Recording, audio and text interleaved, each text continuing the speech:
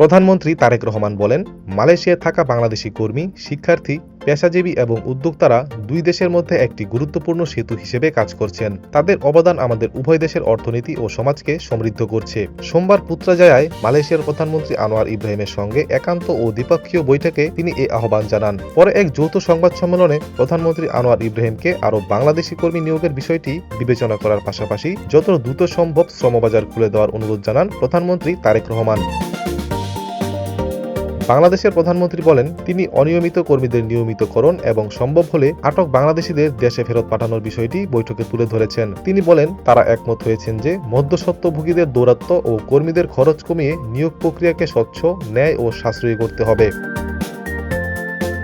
বাংলাদেশ আসিয়ানের সঙ্গে আরও ঘনিষ্ঠ সম্পৃক্ততা চায় উল্লেখ করে প্রধানমন্ত্রী বলেন, Bangladesh ASEAN sectoral dialogue partner হতে এবং আঞ্চলিক সুসংহত অর্থনৈতিক অংশীদারত্ব যোগ দিতে আগ্রহী। এই আঞ্চলিক সংহতকরণ প্রচেষ্টায় বাংলাদেশের প্রতি মালয়েশিয়ার সমর্থনের প্রশংসা করেন তিনি।